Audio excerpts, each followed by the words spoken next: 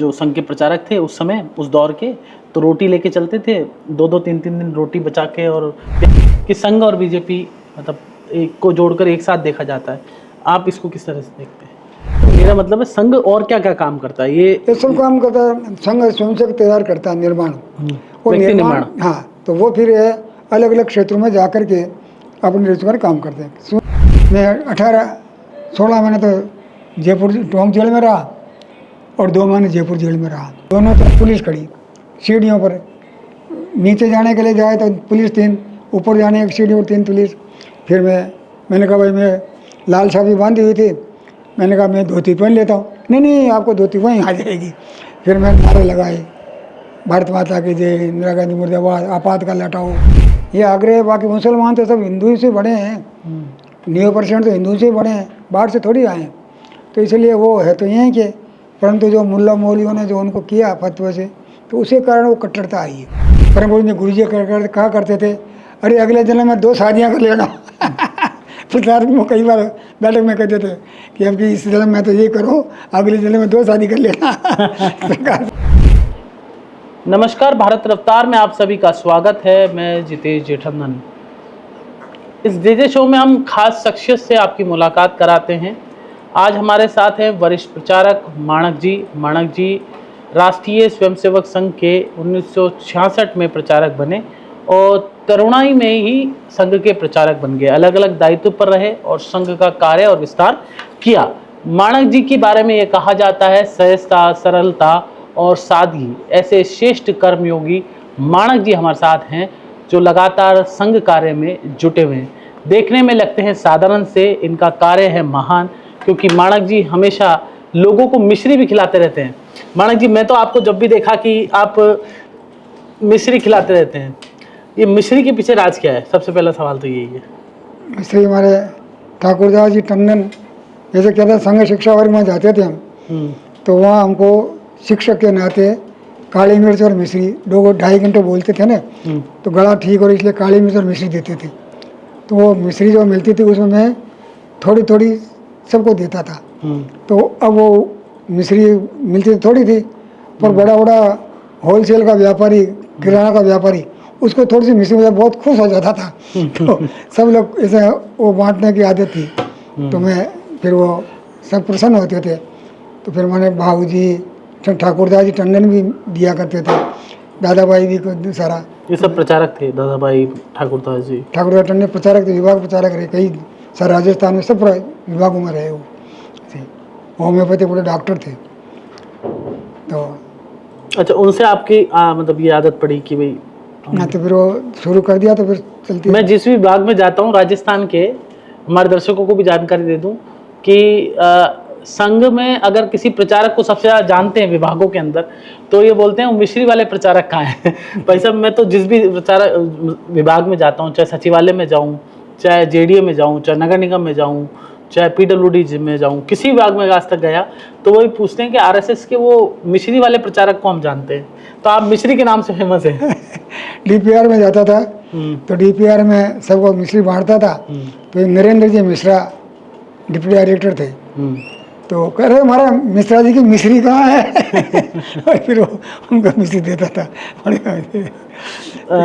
माणक जी, आप संघ में प्रवेश कैसे हुआ? संघ में आना कैसे हुआ? कब आए? 1953 में मेरे बड़े भाई साहब कुचामन पढ़ने आए थे, तो मैं 54 में मैं कुचामन आया उनके साथ पढ़ने में भी। तो फिर वो शाखा में जाना शुरू किया। हमारे गांव के सामने हरियाजून के एक स्थान है, वहाँ के कार्यकर्ता स्वयं से थे, वो वहाँ रहते थे, पढ़ते थे, तो वो उनको शाखा ले गए। तो मैं भी उनके साथ साथ शाखा जाता था। कबड्डी खेलने जाते थे कि भाई कबड्डी, तो वहाँ धीरे धीरे रोज़ जाना शुरू कर दिया। तो इस प्रकार से वहाँ सन 1954 में और स्वयं से एक बड़ा 1966 में। तो प्रचारक कब बने? प्रचारक तो 1966 में बना। 66 तो 59 में वहाँ से हाई स्कूल पास की, फिर जयपुर आके पढ़ा। तो जयपुर में पढ़ना तो रीडवाना था, पर हमारे जयपुर के कार्यकर्ता थे कुचामन के, वो यहाँ पढ़ते थे। कि नहीं, आपको जयपुर पढ़ना है। और महाराजा कॉलेज का फार्म ला के ले आए और भरवा करके और जयपुर ले आया हमको। घर वालों ने बोला नहीं कि संघ में नहीं चल जाओ?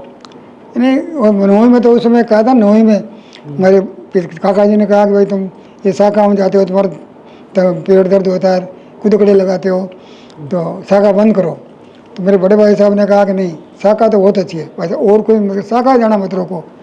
तो फिर बाद में जब मैं प्रचारक निकला तो उनको सबसे ज़्यादा कहा देख ले तू शाखा भेजा था इनको, अब देख तू क्या हुआ। तो इस प्रकार से वो तो बड़े भाई साहब को शाखा जाते थे वो भी? नहीं, जाते नहीं थे वो उसमें, पर हिंदुत्व के विचारों के कारण वो संघ के बहुत स्नेह रखते थे और इसलिए संघ उन्होंने सपोर्ट किया आपको हमेशा? हैं, उन्होंने हमेशा सपोर्ट किया बड़े भाई? सपोर्ट किया हमेशा हमेशा बहुत ज़्यादा। तो अब 66 में आप आए थे, 75 में इमरजेंसी लगी थी। उससे पहले मेरा सवाल ये है कि किससे प्रेरित होकर आप प्रचारक बने, कैसे बने, ऐसे क्या प्रेरणा मिली? मैं यहाँ पढ़ता था तो मुझे कभी विस्तार के नाते भेजते थे, आग्रह करते थे भाई अब दिसंबर की छुट्टियाँ हैं, गर्मियों की छुट्टियाँ हैं, 7 दिन के लिए आप जाओ। तो मैं नारायणा 2 बार नारायणा गया, मालपुरा गया, देवली गया। जब छुट्टियों में मैं विस्तारक जाता था तो धीरे धीरे विस्तारक जाने से फिर माने ब्रह्मदेव जी, मैं जब पढ़ने आया था यहाँ जयपुर तो ब्रह्मदेव जी दिल्ली से यहाँ आए थे प्रचारक बन, तो उन्होंने फिर उनके साथ रहा तो फिर आग्रह करते थे धीरे धीरे भाई संघ का काम करना चाहिए। तो मैंने उसमें कॉलेज में आया तो मैंने कॉलेज विद्यार्थियों कार्यक्रम में मैंने एक बार उन्होंने पूछा, बापूराव जी मोगे आए थे, वो भी प्रमुख थे, उन्होंने कहा कि पढ़ाई के बाद कौन कौन संघ का कार्य करने के लिए है मन की इच्छा, तो मैंने हाथ खड़ा कर दिया।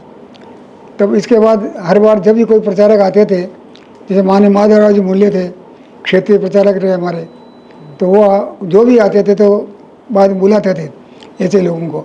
तो मेरे को इस प्रकार धीरे धीरे ब्रह्मदेव जी ने आग्रह किया, मोहन जी जोशी थे हमारे नगर प्रचारक, तो इस प्रकार से सबके आग्रह से फिर सर इच्छा।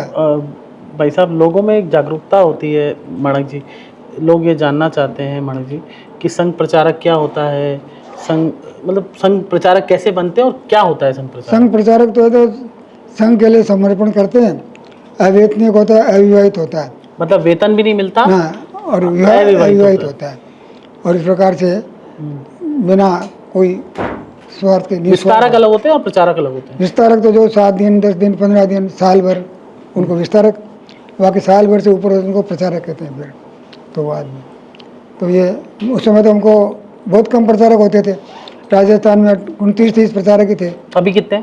अब तो कोई 300 के आसपास है। 300 के आसपास। तो उस समय बहुत कम प्रचारक थे, तो इस कारण फिर वो उन्होंने कहा कि भैया आप जाने के कहे थे,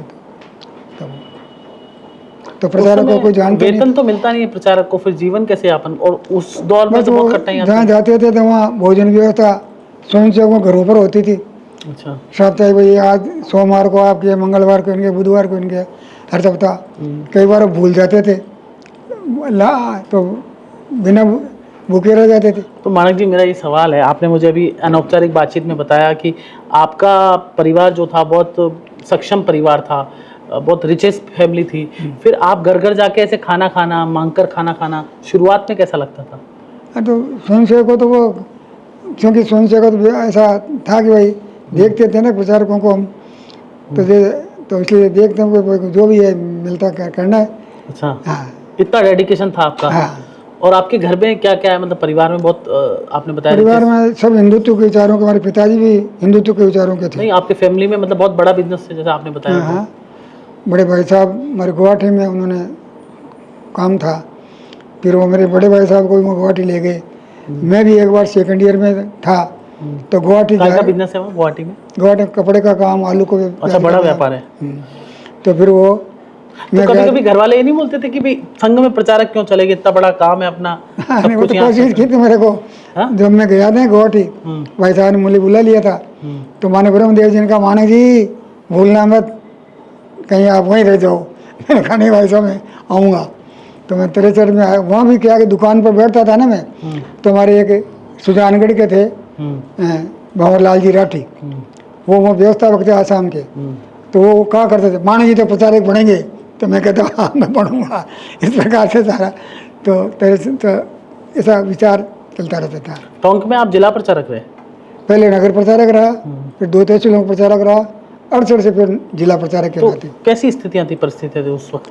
वो था, कोई जानते नहीं थे संघ में, गाँव में जाते थे संघ समझते नहीं थे, तो हम जो बताते थे।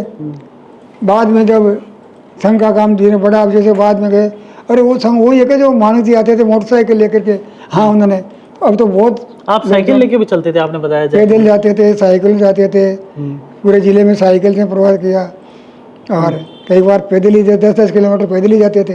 अब ककोड़े के स्थान है। कभी माणक जी ऐसा तो नहीं घर वालों ने पूछा हो, इतना संघर्ष करते हो, पैदल जाते हो, वापस लौटे हो? कहा तो कोशिश की थी, 68 में बहन का ब्याह था तो मैं आया था, तो पिताजी ने कहा नहीं अब यहीं से पैर काट दूंगा तेरे, कहीं जाएगा नहीं ऐसे प्रकार।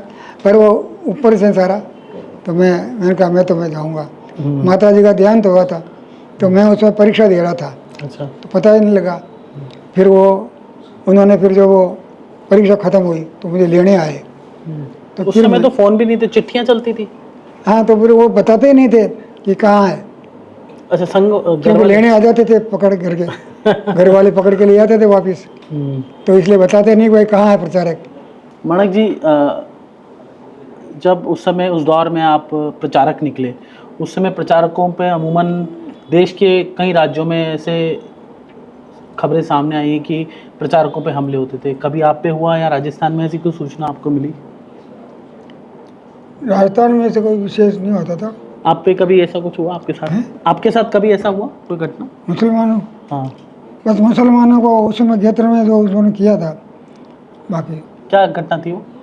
मैं जा रहा था प्रवास पर, तो एक काफला करके स्थान है, बाजार है, तो वहाँ पर जा रहा था, तो एक छोटा लड़का दूसरे साइड से आ रहा था, तो वो मोटरसाइकिल को देख के डर के मारे गिर गया। मैं मोटरसाइकिल रोक ली थी, उसके कुछ लगी नहीं, इतने मुसलमान फटाफटा करके हमला कर दिया एकदम जोरदार, और कोशिश करके उसे पकड़ के कोशिश करने भाई कड़ा होते मुसलमान लोहारों का बहुत था, कड़ा में डाल के भाई कड़ा में डाल के इसको। तो फिर मैं शेर बकरी खेलते हैं तो वहाँ तो मार खाते हैं, फिर मैंने उनसे मुकाबला किया। मुकाबला करने के बाद लोग आ गए थे, और इसके बाद में फिर वो इसके बाद हड़ताल हुई दूसरे दिन सारे शहर में, और उस मुसलमानों को पता नहीं था। जब वो बाद में पता चला कि संघ वालों का हड़ताल हुई, फिर वो अलग हुए। तो दूसरे दिन हड़ताल हुई, पूरे कॉलेज स्कूल बंद हो गए, और सारा जुलूस निकला। इस प्रकार से फिर भैरव सिंह जी ने भंवर जी को भेजा, भंवर जी शर्मा को, कि जाके देखो क्या मामला कैसे चला। तो आपको पकड़ लिया था मुसलमानों ने? हैं? आपको पकड़ लिया था मुसलमानों ने? उस समय वो हमला किया मेरे पर मैं पकड़ में नहीं आया, मुकाबला करता रहा उनसे।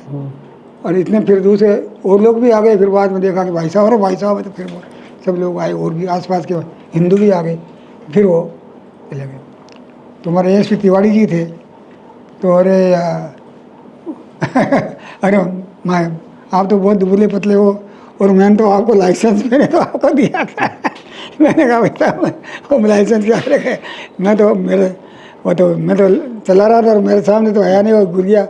इस प्रकार से बहुत मजा आया था सारा उसमें। फिर वो अजीत सिंह कभी जीते, जो आपने वो दंड चलाते होंगे आपने, तो सिर मार, अधोमार, है ना, इस तरह की कोई मार आपने लगाई कभी? कभी ऐसा मौका मिला कि दंड चलाने का मौका मिल गया हो, शाखा के अलावा कभी ऐसी लड़ाई हो गई हो, कुछ बात हो गई हो?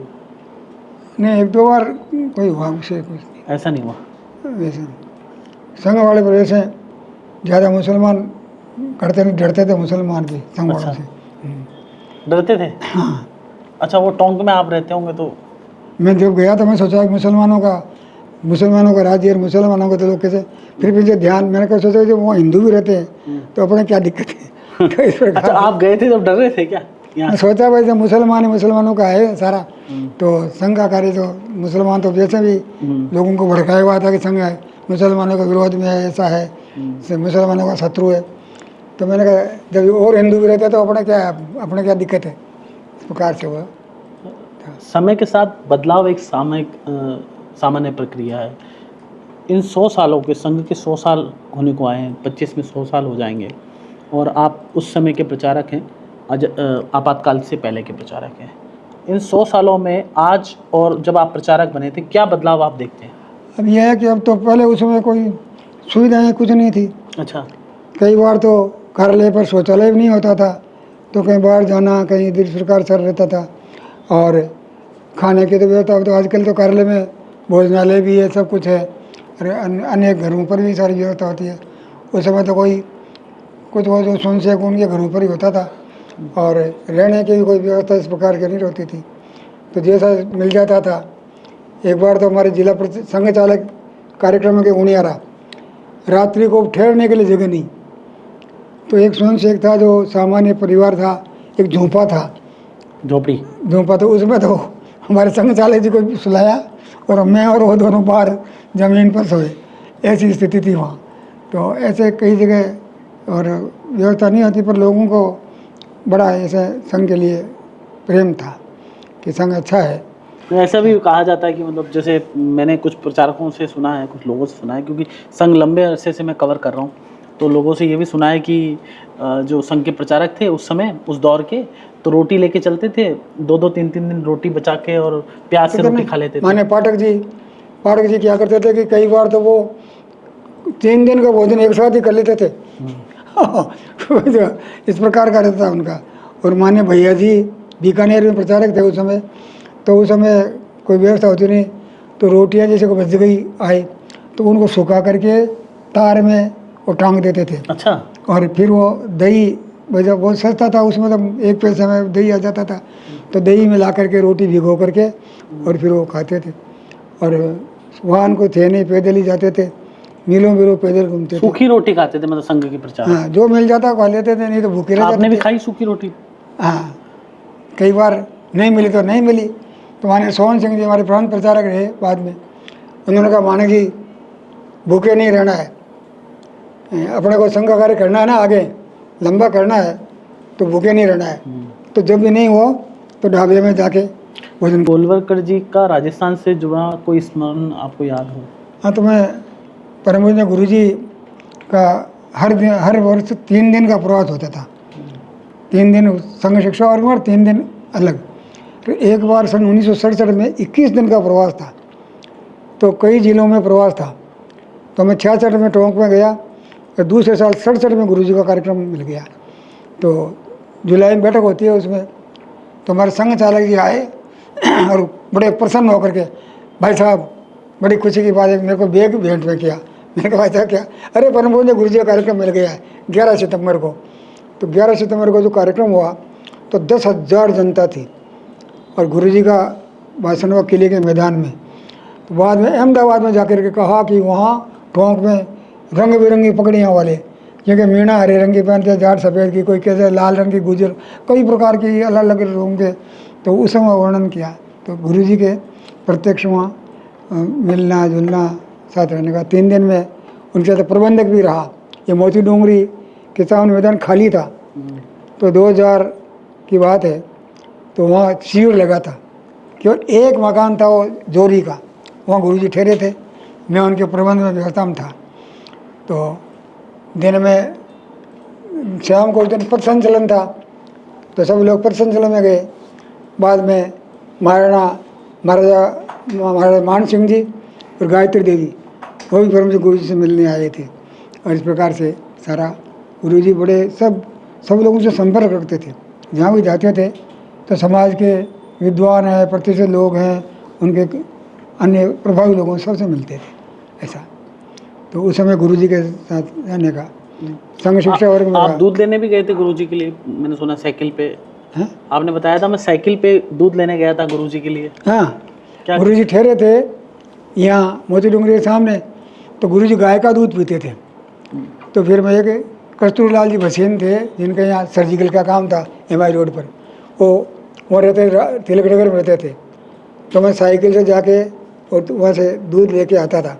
और उस समय फिर वो एक विशनदास जी वीर थे, बाद में हरियाणा चले गए थे वो। तो वो और मैं 2-3 कार्यकर्ता व्यवस्था में थे। कितने 3-4 साल संघ चालक जी के साथ काम किया?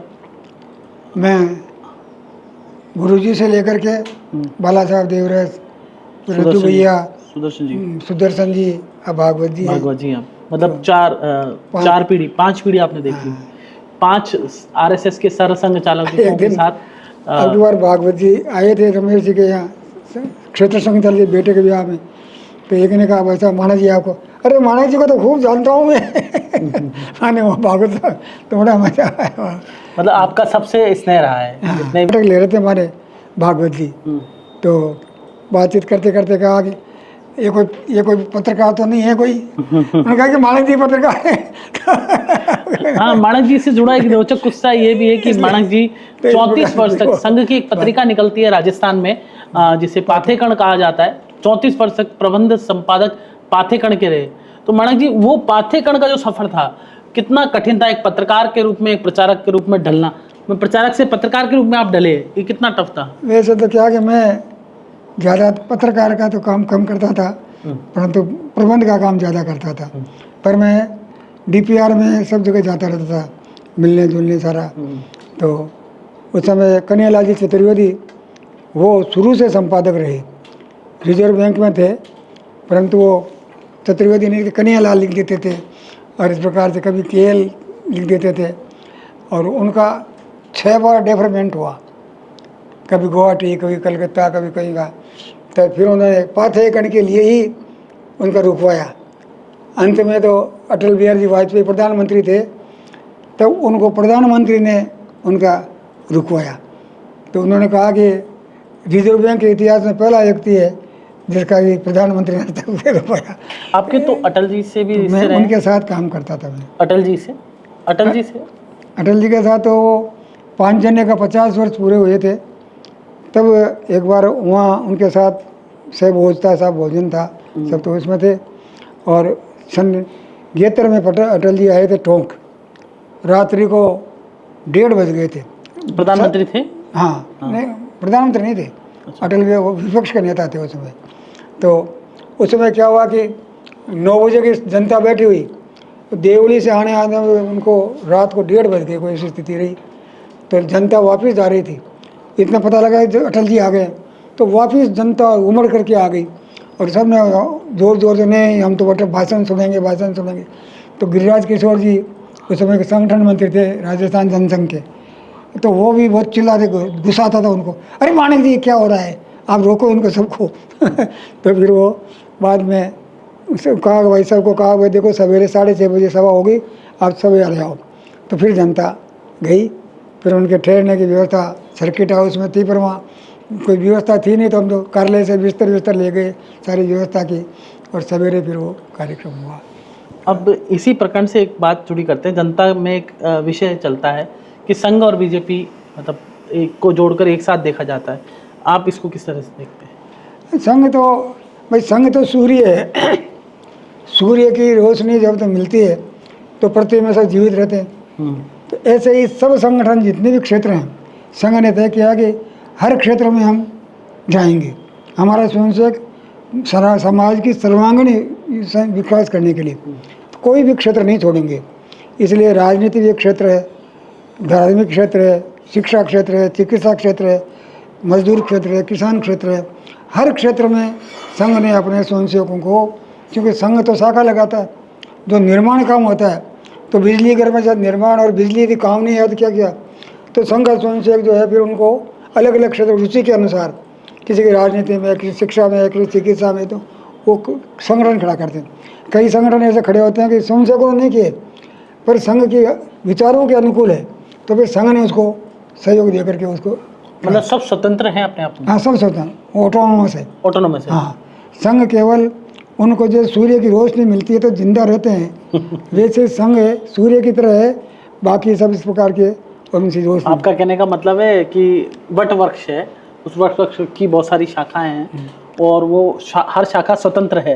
मतलब बीजेपी अपने आप में विश्व हिंदू परिषद, विद्यार्थी परिषद, सेवा भारती, उनके नियमावली है, उनके अध्यक्ष मंत्री हैं, अध्यक्ष सब अपने अलग, सब अलग है उनके, उनका संविधान भी अलग है। उनको तो केवल संघ भाई कोई विशेष कोई आवश्यकता पड़ती है, भाई अपने विचारों से भटके नहीं। माणक जी, एक्चुअली लोगों में ये चर्चा है, आम लोग ये सोचते हैं कि संघ का काम सिर्फ राजनीति करना है, ऐसा नैरेटिव चलाया जाता है। ये सब भ्रम फैलाया कांग्रेस ने, क्योंकि देखा कि ये संघ हड़पलेगा। 47 में जब विभाजन हुआ और इसके बाद संघ ने जो काम किया, तो नेहरू जी को लगा कि ये संघ वाले कब्जा कर लेंगे। जैसे कुत्ता के हड्डी लेके जैसे जा रहा है कुत्ता, और सिंह को देख करके तो सोचता है सिंह मेरी हड्डी खा लेगा, पर सिंह तो हड्डी खाता ही नहीं, हो तो मांस खाता है। परंतु वो कुत्ता डर के मारे के मेरी सिर नहीं आया। तो ऐसे ही है, राजनीति वाले सोचते हैं संघ वाले हम पर कब्जा कर लेंगे, इसलिए प्रतिबंध लगाया था उस समय। नहीं, मेरा मतलब है संघ और क्या क्या काम करता है ये सब काम करता है संघ, स्वयंसेवक तैयार करता है, निर्माण, वो व्यक्ति निर्माण। हाँ, तो वो फिर अलग अलग क्षेत्रों में जा कर के अपने रोजगार काम करते हैं। स्वयंसेवक सब कुछ करता है, संघ कुछ नहीं करेगा, स्वयंसेवक सब कुछ करेगा। संघ ने कहा है संघ केवल व्यक्ति निर्माण करता है, व्यक्ति अच्छा होगा तो सब काम अच्छे हो जाएंगे, नहीं तो व्यक्ति खराब है आप करोड़ों रुपए लगा दो सब खत्म कर देता है, खा जाते हैं। सड़कें बनती है, सड़क रचनात्मक कार्य सब लोग देखते हैं हालत क्या है।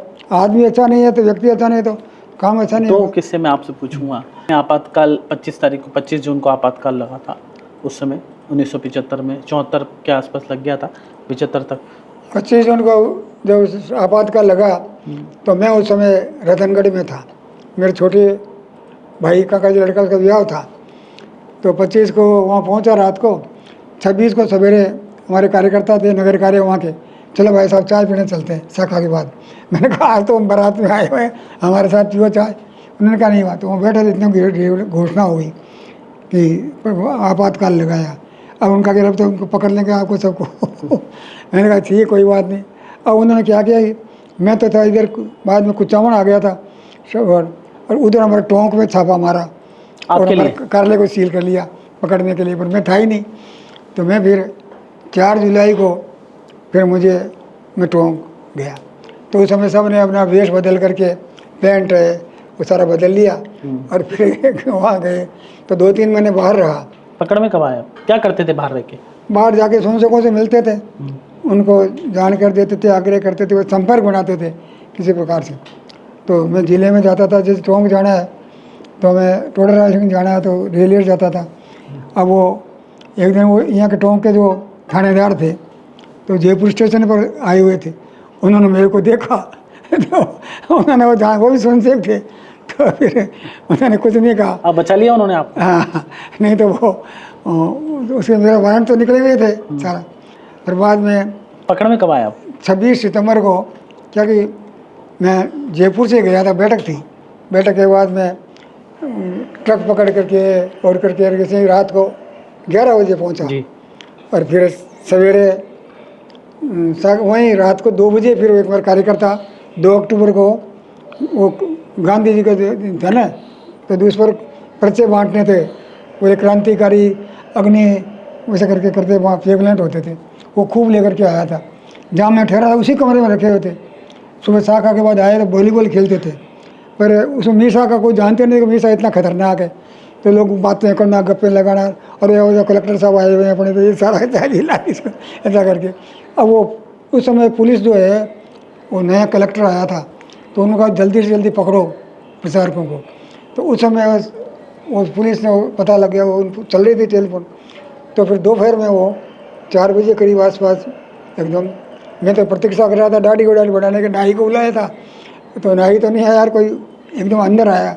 मैंने कौन देखा, मैंने कहा बाहर निकलो, क्योंकि मैंने देखा कि वो पर्चे पड़े होते, मैंने कहा पकड़ लेंगे तो और घर वालों को भी सब परेशान करेंगे, इनको ले जाएंगे। फिर देखा तो दोनों तरफ पुलिस खड़ी, सीढ़ियों पर, नीचे जाने के लिए जाए तो पुलिस 3, ऊपर जाने की सीढ़ी पर 3 पुलिस। फिर मैंने कहा भाई मैं लाल साबी बांधी हुई थी, मैंने कहा मैं धोती पहन लेता हूँ। नहीं आपको धोती वहीं आ जाएगी। फिर मैंने नारे लगाए, भारत माता की जय, इंदिरा गांधी मुर्दाबाद, आपातकाल हटाओ, इस प्रकार से। फिर वो मुझे पकड़ के टोंक, फिर आपको उसी ड्रेस, बिना ड्रेस के ले गए? कैसे ले गए आपको? मतलब बस जीप में बैठा के टोंक ले आए। हाँ। फिर देखा, मैंने कहा पिटाई करेंगे वो तो ज़्यादा क्या करेंगे। वो थानेदार था, तो वो पहले मुझे जब जिला प्रशासन मालपुरा से मुझे टोडर राजसिंह जाना था, तो उन्होंने एक ट्रक वाले को भाई साहब को ले जाना, तो वो कहने लगा अरे मैंने तो तुमको देखो टोंक में मालपुरा ट्रक में बैठाया था। मैंने कहा फिर और आया, मौका और आएगा, आप चिंता मत करो, फिर बैठाओगे। फिर वो मुझे लाया। मैंने कहा और क्या ज़्यादा करे, पिटाई करेगा और क्या करेगा। फिर मुझे पुलिस लाइन में ले जाकर बैठा दिया। फिर बाद में मुझे ले गए शाम को कोतवाली, वहाँ ले गए तो वहाँ थानेदार जो था वो नया आया था, क्योंकि वो ज्ञानदेव जी आहूजा जो थे अलवर में उनको ला के ले आए थे पकड़ के, पर कहा नहीं कि भाई इनको पकड़ के लाएं।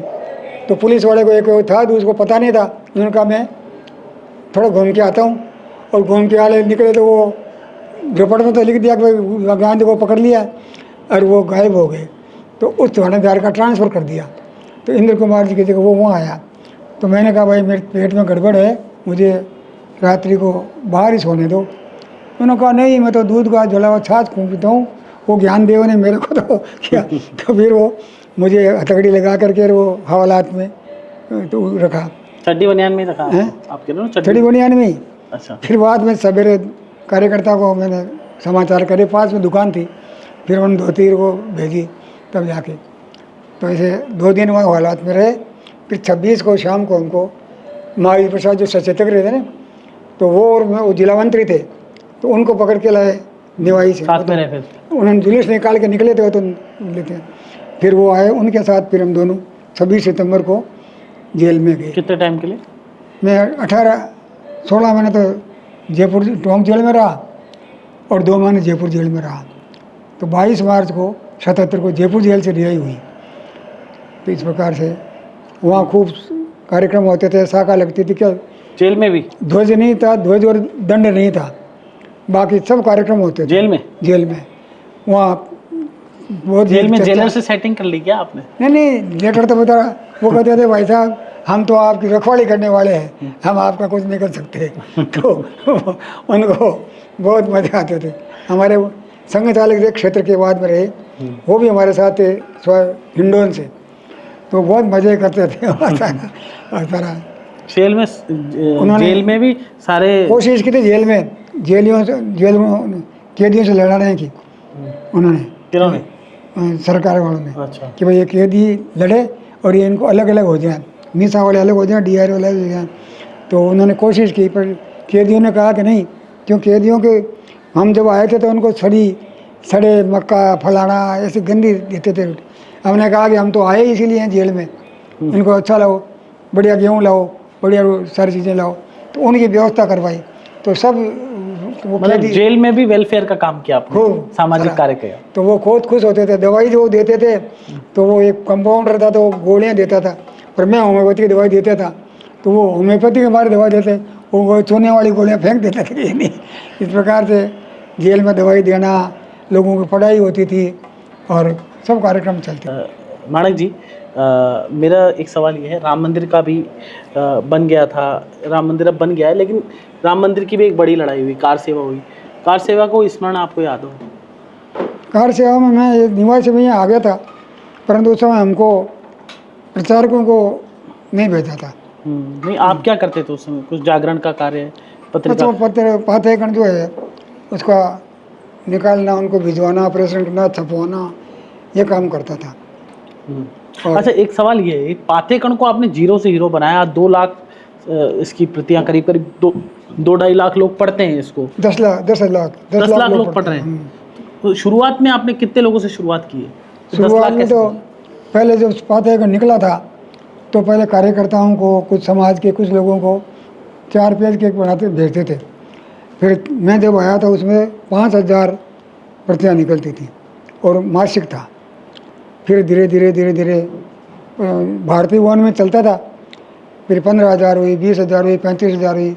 अब जगह नहीं थी तो फिर 1996 में फिर किराए के मकान लेकर के फिर पहले पटेल कॉलोनी में रहे, फिर चोमा हाउस में रहे, फिर बाद में 2004 में दो में यहाँ आए, पिछले भारतीय भवन के पीछे। फिर 14 साल वहाँ रह करके तब वो सारा व्यवस्थित करके एक रमाकांत जी हमारे वानप्रस्थी थे, उनको फिर माने अस्थिमल जी, सोहन सिंह जी, ये इसका सारे उसके पीछे थे, कन्हैया जी थे, उनको फिर लगाया। तो फिर वो मैनेजमेंट का जो DST मैनेजमेंट का काम वो करते थे कि सारा इसके प्रकार से। तो वो 30 साल हमारे साथ ही रहे। अब जाके वो अभी घर पर गए हैं, वैसे वानप्रस्थी है, तो वो सारा काम संभालते थे। पैसा वैसे का हिसाब किताब लिखने का काम उनका। माणक जी, शुरुआत में कितनी प्रॉब्लम आती थी? आपने पाठ्यक्रम स्टार्ट की, पैसा तो होता नहीं होगा, कैसे? वो तो पहले गुरुदक्षिणा में से उसको लेते थे। गुरुदक्षिणा क्या होती है? लोग गुरुदक्षिणा में स्वयंसेवक जो अर्पण करते हैं अब जैसे आषाढ़ की पूर्णिमा गुरुदक्षिणा होती है, तो उसमें से जो स्वयंसेवक संघ कार्य के लिए जो होते थे उसमें से थोड़े पैसे उनको से देते थे। फिर बाद में ज्ञानगंगा प्रकाशन से थोड़ा दिन उनका किया। बाद में उन्होंने कहा कि भाई हम तो आप खुद ही अपनी व्यवस्था करो। तब फिर 1992 में फिर वो शुल्क रखा, उसमें 25 रुपये शुल्क रखा और 250 रुपये 15 वर्ष के लिए रखे। इस प्रकार से सदस्यता शुल्क। सर एक नैरेटिव आम है, लोग कहते हैं कि संघ में महिलाएं नहीं है। कांग्रेस भी तमाम आरोप लगाती है कि संघ की लीडरशिप में महिलाएं नहीं है, संघ में महिलाएं होती नहीं है, ऐसा कोई आरोप तमाम तरह के नहीं, तो संघ तो केवल पुरुषों के लिए है ना, महिलाओं के लिए तो राष्ट्रीय सेविका समिति है। हाँ है ना। जो 1936 में उन्होंने जब शुरू किया तो डॉक्टर साहब ने कहा भाई हमारा संघ में आदमी को ये आप अपने अलग संगठन बनाओ, हम सहयोग करेंगे आपको। तो पैरेलल रहेगी, आपको हम सहयोग करेंगे, आपको कोई कार्यकर्ता चाहिए तो कार्यकर्ता आपके सहयोग के लिए भेजेंगे, परंतु संघ में महिलाएं हैं, मतलब महिलाओं का संगठन है, अलग है, अलग है, संगठन बना हुआ है। अब तो संघ में अध्यक्ष बना के लाते हैं, पहले नहीं लाते थे। अब तो महिलाओं को भी संघ में कार्यक्रम अध्यक्ष बना के लाते हैं और सारा होता है, पर पहले अलग से सारा। माणक जी, आप पूरे इस जीवन को, प्रचारक जीवन को, कितने 58 साल का प्रचारक जीवन हो गया आपने, कैसे देखते हैं, किस तरह से देखते हैं, क्या सीखने को मिला, क्या डेडिकेशन रहा? डेडिकेशन तो आपका बहुत रहा, लेकिन सीखने को क्या मिला? किस ढंग से सीखने को क्या मिला इस संघ से, आपको क्या? क्योंकि संघ के सारे अधिकारियों से बार बार मार्गदर्शन मिलता था, और ये कि भाई आज देश की जो स्थिति है इसे बहुत आवश्यक है, इसलिए अपने को ये काम करना है।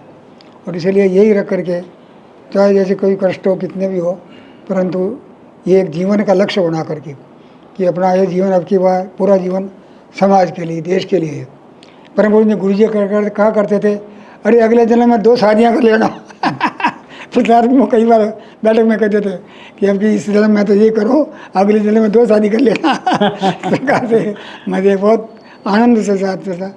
तो अलग विवेक परिवार के प्रचारक आते थे, तो सब प्रकार से उत्साह बार बार उनको देख करके, उनके जीवन को देख करके, कोई प्रोफेसर थे, कोई डॉक्टर थे, कोई कितने थे, कोई इंजीनियर थे, बड़े बड़े लोग थे जो अपना जीवन संघ के लिए दिया, तो इसलिए उनसे प्रेरणा लेते थे। हमारे अब जैसे कई इस प्रकार के राजस्थान में कई इंजीनियर हैं, कई डॉक्टर हैं। हाँ, कुछ लोग ऐसा भी एक नैरेटिव चलाते हैं। हाल ही में एक कवि ने एक इंटरव्यू दिया था, उसमें कहा कि संघ के लोग पढ़े लिखे नहीं होते। इस पर आपकी बात? हमने कहा भाई पढ़ाई करो, पूरी पढ़ाई करके निकलो। कोई जैसे कोई 10वीं 12वीं करी, जैसे महेश जी थे 12वीं तक पढ़े हुए थे, तो फिर उनको वापस भेजा। संघ पढ़ाता भी है? हाँ, उन्होंने विस्तारक के नाते जैसे जाते हैं तो कार्यालय पर रहो और अपनी पढ़ाई करो। अभी आजकल विद्यार्थी विस्तारक भी रहते हैं आजकल, पर उस समय चूरू से निकले थे प्रचारक, तो उनको फिर 67 में वापस भेजा कि तुम जाके पढ़ाई करो। और फिर वो तो गए थे, उन्होंने फिर MA किया। आप कहाँ तक पढ़े?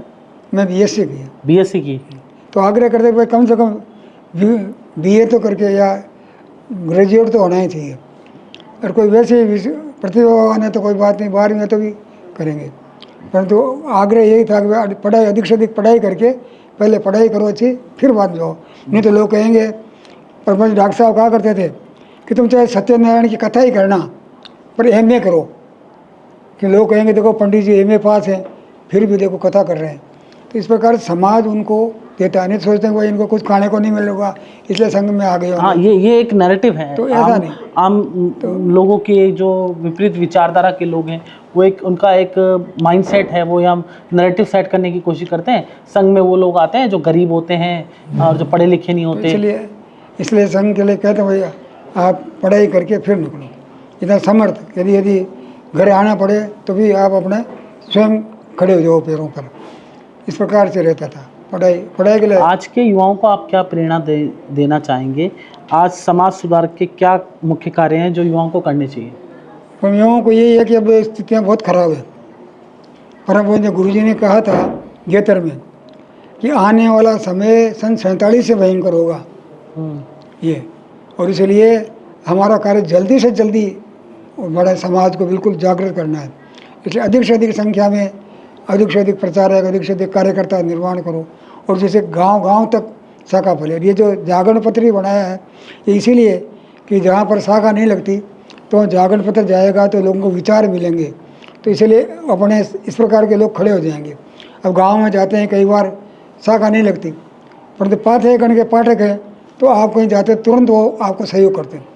किसी भी काम के लिए जाओ तो मैं सब में पाठ्यगण में पढ़ता हूँ तो फिर वो आपको वहाँ गाँव में सब प्रकार का सहयोग मिलता है।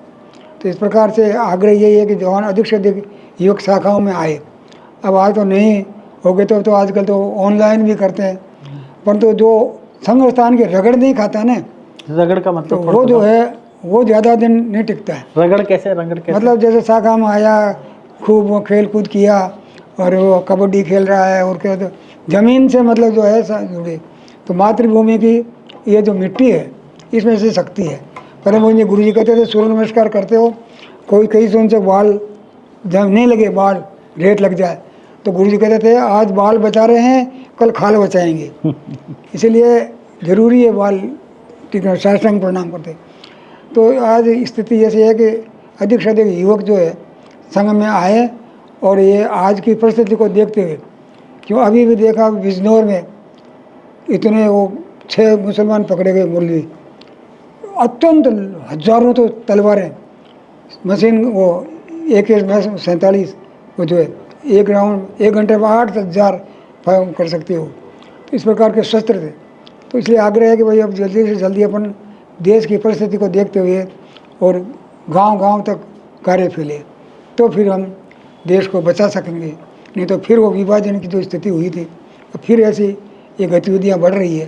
सारे विदेश की शक्तियाँ, मुसलमान तो विशेष रूप से है ही, और उनको सब देशों से सहयोग मिल रहा है। भाई पाकिस्तान बना था तो उस समय तो कोई अन्य देश इतने नहीं थे, अब ये विदेशी लोग भी उनको पूरा सहयोग कर रहे हैं मुसलमानों को। तो इसलिए आज बहुत बड़ी संकट तो ये है। आपका मतलब है कट्टरपंथी मुसलमान है वो बहुत देश को तोड़ने की कोशिश कर रहे हैं। लेकिन अपन निकाल के सकते हो वो, भाई देश में रह करके देश के लिए श्रद्धा रखो, भारत माता की जय बोलो, इसको मातृभूमि मानो, या महापुरुषों का आदर तो करो, ये आग्रह है। बाकी मुसलमान तो सब हिंदू ही से बड़े हैं, 90% तो हिंदू से ही बड़े हैं, बाहर से थोड़ी आए हैं। तो इसलिए वो है तो यहीं के, परंतु जो मुल्ला मौलियों ने जो उनको किया फतवे से, तो उसी कारण वो कट्टरता आई है। पहले इतनी कट्टरता नहीं थी जरा। आप भारत को हिंदू राष्ट्र मानते हैं, क्या संघ भारत को हिंदू राष्ट्र मानता है? हिंदू राष्ट्र है ही, उसको कहने की जरूरत नहीं है, वो तो हिंदू राष्ट्र ही है सारी, क्योंकि संस्कृति परंपरा राष्ट्र में होता यही है। वहाँ की संस्कृति जो है वो राष्ट्र का प्राण होती है। तो यहाँ की संस्कृति भारतीय संस्कृति हिंदू संस्कृति है, तो ये हिंदू राष्ट्र है ही। हर बात में देखते हैं ना, अब नदी का नाम है, पर्वत का नाम है, नदी का नाम के रेस, आपका कहने का मतलब संस्कृति हमारी जो संस्कृति ही राष्ट्र का प्राण होती है, और यहाँ की संस्कृति हिंदू संस्कृति है, इसलिए हिंदू राष्ट्र है।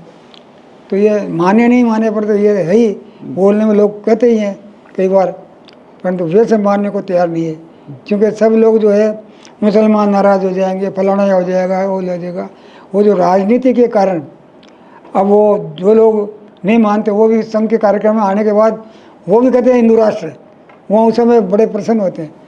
बात बोले कोई सब आप नहीं, वहाँ वो तो सत्य था तो मानना पड़ा। तो हिंदू राष्ट्र है। तो जी आप मानते हैं भारत हिंदू राष्ट्र था, है और रहेगा? रहेगा हिंदू राष्ट्र, बिल्कुल है, हिंदू राष्ट्र है, हिंदू राष्ट्र रहेगा। हिंदू राष्ट्र, और इसलिए हिंदुत्व का जैसे अधिक से अधिक प्रसार जब जितना ही होगा उतने ही राष्ट्र का लोगों को समझ में आएगी। तो इसलिए आग्रह है कि भाई हिंदुत्व का प्रचार प्रसार हो, संघ का कार्य अधिक से अधिक फैले, इसके लिए अधिक से अधिक समय दें, आग्रह ही रहता है। हर एक से कहते हैं भाई अब रोज़ आओ, 7 दिन में कभी रविवार को आओ, नहीं आए तो 5 मिनट भी आओ। जैसे भक्ति होती है, भक्ति के लिए कहते भाई 5 मिनट करो, आधा घंटा करो, 15 मिनट करो, 1 मिनट करो, भगवान के दर्शन करके आ जाओ। तो ऐसे ही संघ में कहते हैं भाई तुम ध्वज प्रणाम करने आ जाओ, प्रार्थना करने आ जाओ, आओ जरूर। तो वही है भक्ति का, वही रूप है ये भगवान की। आपको संघ की भक्ति के लिए शक्ति कहाँ से आई, और आपने ये संघ की भक्ति के लिए जो शक्ति आई, ये प्रेरणा जो आई, ये मोटिवेशन का मूल सोर्स क्या है, मतलब मेन कौन है? तो हम कह रहे संघ के जो अधिकारी हैं, संघ के जो प्रचारक वरिष्ठ, उनका जीवन दे करके और उनके कारण सारा वो अति कि उनको देख करके उनका ऐसे ऐसे जीवन देखें तो उनके कारण प्रेरणा मिलती है कि अपन भी इस प्रकार से कार्य करते रहें। ये है। तो माना जी थोड़ा सा हेल्दी फुल्दी क्वेश्चन पूछ लेते हैं, हेल्दी से अच्छे से थोड़े से। आप, मैं अभी देख रहा था 2 मंजिल चढ़िया है, हमारी जो ऑफिस है 2 मंजिल है और माणक जी 81 ईयर्स के हैं और 2 मंजिल चढ़ के आ गए। तो माणक जी आजकल तो मैं 35 क्रॉस कर गया हूँ और मैं भी कभी ऊपर आते आते हाफ जाता हूँ और आजकल आप बिल्कुल इजीली चढ़िया है। ये मतलब ये क्या कारण है इसके पीछे, राज क्या है इसका? ये तो भगवान की कृपा है। यहाँ की ईश्वरीय कार्य कर रहे हैं इसलिए ईश्वर अपने आप शक्ति देता है। अच्छा हम कहते हैं भाई कई बार ईश्वर को अपना काम कराना है तो वो हमको वो शक्ति देगा। तो ईश्वर पर विश्वास कि वो, और ये संघ कार्य ईश्वरीय कार्य है, यही मान करके हम कार्य कर रहे हैं कि ये संघ कार्य है। और वो जो है जिसको भगवान की कृपा होती है उसी को संघ कार्य करने को मिलता है। और इसलिए हम मानते हैं हमारे भगवान की कृपा है और इसलिए हम इसको करते रहेंगे। ये कहीं उसका भी राज, ये तो राज है ईश्वर का भी, इसके पीछे ये भी तो राज नहीं है कि शाखा में आपने बहुत व्यायाम किया है, कसरत की है, बहुत संघर्ष किया है और अभी जाते हैं शाखा में, प्राणायाम करते हैं, कार्यक्रम करते हैं, तो इसलिए बराबर शक्ति मिलती रहती है। और भगवान का सबसे बड़ी बात है ईश्वर पर विश्वास, वही शक्ति देता है। तो राजस्थान में कांग्रेस ने कभी ऐसा किया, परेशान किया हो संघ? नहीं, वो तो कांग्रेस वाले तो कहते हैं कि भाई हम तो मंच पर तो गाली देंगे। वैसे हम जानते हैं कि संघ बहुत अच्छा काम कर रहा है। जैसे दौलत राम जी सारण थे, इमरजेंसी में जेल में रहे, खूब तो बहुत प्रसन्न होते थे, पर वो कहते थे कि भाई हम तो राजनीति के कारण हम तो गाली देंगे, मंच पर तो गाली देंगे, संघ वाले बहुत ख़राब हैं, ये है फलाना है, मुसलमानों के शत्रु है, वो है, अपने स्वार्थ के कारण। बाकी वो भी जानते हैं कि आपका काम बिल्कुल है, ये बढ़ना चाहिए, क्योंकि उनको भी जानते हैं कि रक्षा आगे कौन करेगा। 47 में अनुभव है कि संघ ने सबकी रक्षा की थी। कांग्रेस के बड़े बड़े लोग भी सारे, पंजाब में देखो, सिंध में देखो, संघ के कार्यकर्ताओं ने प्रचार को बचाया था। आज भी उनको एक भाई संकट आएगा तो संघ ही सहयोग करेगा। और सर एक भाई साहब, एक माणक जी, गांधी जी से जुड़ा भी एक किस्सा है। कहा जाता है कि जब गांधी जी दिल्ली के अंदर आए थे एक जगह पर, तो गांधी जी पर हत्या का डर था, तो स्वयंसेवकों ने उनकी मदद हरिजन बस्ती में उनकी रखवाली की थी। कौन सी बस्ती थी? हरिजन बस्ती। हरिजन बस्ती में दिल्ली में। लोग कहते हैं कि गांधी जी के हत्यारों को संघ सपोर्ट करता है, लेकिन दूसरी ओर एक वाकया ये भी है। वो क्या वाकया था, मतलब वो क्या संदर्भ था वो जो आप बता रहे हैं कि हरिजन बस्ती में आए थे गांधी जी? गांधी वाल्मीकि थे, वहाँ ठहरे हुए थे, तो मुसलमानों का ऐसा खतरा था, तो इसलिए फिर वहाँ संघ के स्वयंसेवकों ने उनकी रक्षा की। अच्छा। हाँ, एक बार गांधी जी वहाँ भी गए थे 1934 में वर्धा में संघ शिविर में आए थे। तो उन्होंने डॉक्टर हेडगेवार जो थे वो कांग्रेस में रहे थे, तो किसी ने वो वर्धा में ठहरे हुए थे, उनके पास शिविर लग रहा था, तो घूमने जाते थे सवेरे। तो उन्होंने देखा कि ये क्या है, तो उनका एक डॉक्टर हेडगेवार है, उन्होंने संघ शुरू किया। तो उनका मैं देखना चाहता हूँ। तो उनको कहा ठीक है। उनको पूछा डॉक्टर साहब गए कि आपको कब सुविधा है, जब भी आइए। तो डॉक्टर साहब ने उनके आपकी सुविधा अनुसार फिर गांधी जी आए, आके देखा सब लोग भोजन कर रहे बैठे, तो कहने लगा, पूछा कौन कौन जाति है, तो क्या हमारे को जाति नहीं पूछते, परंतु वो माने नहीं। उन्होंने देखा कोई कहार है, कोई महार है, कोई है, कोई क्या है, कोई है। अरे कि मैं तो कोशिश कर रहा हूँ इनको करने के, और आपने तो प्रत्यक्ष करके दिखा दिया। तो बहुत गांधी जी खुश होकर के गए। तो गांधी जी का हमेशा संघ के लिए ऐसा था। हाँ, ये भी कहा जाता है प्रचारकों का आपका कोई मतलब जो सरनेम होता है वो लगाया नहीं जाता, कास्ट नहीं लगाई। संघ में पता ही नहीं रहता, केवल नाम रहता है। हमारे ज्योति जी दिल्ली में प्रचारक थे, उनका पता ही नहीं है। दादा भाई कहते थे कि हमें पता ही नहीं है। एक बार उनके परिवार वाले मेरठ से आए तो पता लगा कि अग्रवाल हैं। ज्योति स्वरूप जी दिल्ली में थे प्रचारक। तो फिर बाद में वो जयपुर में रहे विभाग प्रचारक, फिर जम्मू कश्मीर में रहे, फिर दिल्ली कार्यालय पर सारा काम देखते थे वो। तो संघ में जाति नहीं पूछते, हिंदू होना चाहिए, कोई भी हो, कोई सा वर्ग हो, कोई सा वर्ण हो, यानी हिंदू हिंदू, भाई भाई, भारत माता सबके भाई, भारत माता के सब पुत्र हैं, इसलिए आपस में भाई हैं, बस ये है। एक अंतिम सवाल, माणक जी, घर जाना होता है, घर परिवार में जाते हैं, कब कब जाते हैं? परिवार में तो जब कोई विशेष कार्यक्रम होते हैं तो जाते हैं, बाकी मतलब आपका परिवार अब भारती भवन, संघ कार्यालय, पाथे भवन, ये परिवार है आपका? पूरा हिंदू समाज में परिवार। कई बार हमारी बहन कहती है, भाई साहब आपको हमारी याद नहीं आती क्या? मैंने कहा हमारे बहुत बहनें हैं हमारे सारी हमारे तो बहुत बहनें हैं, इसलिए सारा तो ये तो तो ये थे कर्मयोगी माणक जी जिन्होंने खास बातचीत की। देखिए कैसा एक प्रचारक का जीवन होता है। जब 1966 के दौर में ये प्रचारक जीवन में आए थे तो किस तरह से उन्होंने बताया, सूखी रोटियां भी कई बार खानी पड़ती थी। ये बहुत रिचेस्ट फैमिली से, अच्छी फैमिली से हैं और इनका परिवार बहुत सुदृढ़ है। उसके बावजूद भी ये प्रचारक जीवन में आए। इनका साफ तौर पे कहना था कि प्रचारक जो होता है वो एक तरह से इनका कहना है कि ईश्वरीय कार्य है प्रचारक करना, प्रचारक जीवन में जाना ईश्वरीय कार्य की तरह है। ये भगवा ध्वज को मानते हैं। इन्होंने कहा भारत हिंदू राष्ट्र था, है और रहेगा। नमस्कार।